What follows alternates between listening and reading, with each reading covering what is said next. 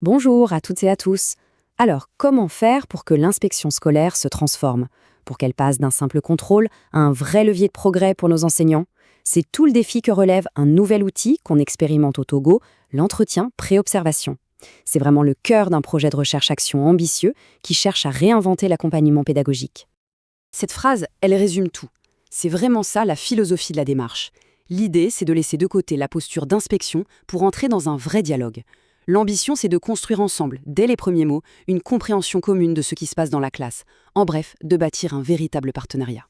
Bon, pour bien voir comment cet outil fonctionne dans la pratique, on va suivre un parcours en 5 étapes. D'abord, on va définir ensemble ce nouvel outil. Ensuite, on verra comment il nous aide à explorer la classe, puis à choisir un moment clé à observer, comment on analyse l'échange, et pour finir, un point essentiel, le cadre éthique qui protège toute la démarche. Alors c'est quoi cet outil? Il faut bien comprendre que ce n'est pas juste un questionnaire, une liste de questions à cocher. Non, c'est bien plus que ça. C'est le point de départ d'une nouvelle relation professionnelle. Le but, c'est d'aider les enseignants à mieux ajuster leur pédagogie aux besoins spécifiques de chaque élève, ce qu'on appelle la différenciation pédagogique. C'est vraiment ici que tout se joue. Cette toute première conversation, elle donne le ton pour la suite. L'inspecteur se positionne différemment, non pas comme un contrôleur, mais comme un partenaire, quelqu'un qui est là pour soutenir, pour collaborer. Mais alors, concrètement, comment ça se passe cette conversation?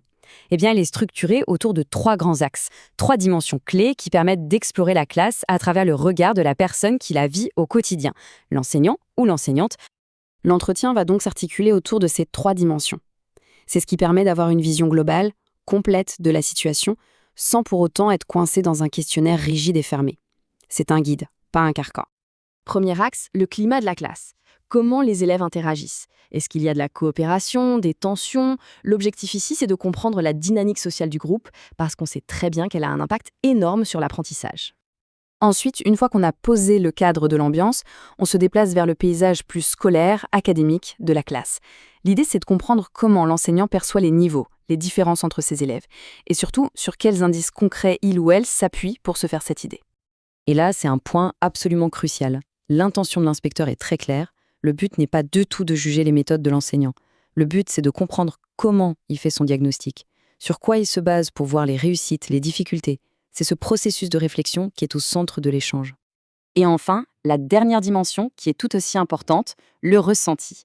C'est un espace pour écouter l'expérience personnelle et professionnelle de l'enseignant. Quelles sont ses joies, ses fiertés, mais aussi ses difficultés, ses défis. C'est une partie essentielle de la réalité du terrain. Une fois qu'on a dressé ce portrait de la classe ensemble, il est temps de choisir un moment précis à observer. Et là encore, l'approche est complètement différente de ce qu'on a l'habitude de faire. Il ne s'agit plus de juste fixer une date et une heure. On passe vraiment d'une simple contractualisation d'une séance à un véritable accompagnement de la réflexion. Vous voyez, le but n'est plus seulement de planifier un horaire, mais c'est d'aider l'enseignant à clarifier ses propres intentions et à choisir une séquence qui a un vrai sens pédagogique pour lui ou pour elle. Ici, la clé, c'est la patience, l'encouragement. Il s'agit de rassurer l'enseignant. On peut proposer des pistes de relance très douces pour l'aider à formuler un choix qui vient de lui sans jamais rien imposer. Parfois, un simple silence peut être le meilleur des accompagnements. Bon, l'entretien est terminé, mais le travail de l'inspecteur, lui, continue. Il s'agit maintenant de prendre un peu de recul, de synthétiser toutes les informations incroyablement riches qui ont été partagées pour préparer une observation qui soit vraiment utile et ciblée. Le processus est assez simple, en 3 temps. D'abord, on s'appuie sur l'enregistrement audio pour ne rien perdre de la conversation. Ensuite, on remplit une grille d'analyse. Et enfin, on transmet cette synthèse à l'équipe de supervision qui, je le rappelle, inclut des experts locaux et internationaux avant même d'aller en classe. Cette grille d'analyse, c'est un peu le pont entre l'entretien et l'observation. Elle permet de structurer tous les points clés pour l'inspecteur et pour toute l'équipe de supervision. Ça assure une vraie cohérence et un suivi dans l'accompagnement. On arrive au dernier point, et c'est peut-être le plus important. Pour qu'une telle démarche fonctionne, elle doit absolument reposer sur un cadre éthique qui soit en béton. Quand on demande à un enseignant de s'ouvrir sur sa pratique, la confiance et la transparence, ce n'est pas une option, c'est le fondement de tout. Le formulaire de consentement ne doit pas être vu comme une simple formalité administrative. Non, c'est un véritable engagement, un pacte de confiance mutuelle qui garantit les droits professionnels et personnels de l'enseignant. En clair, ça veut dire quoi?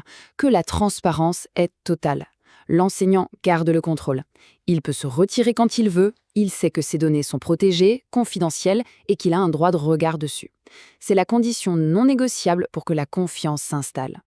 Tout ce processus qu'on vient de voir est donc pensé pour remodeler en profondeur la dynamique de l'accompagnement professionnel.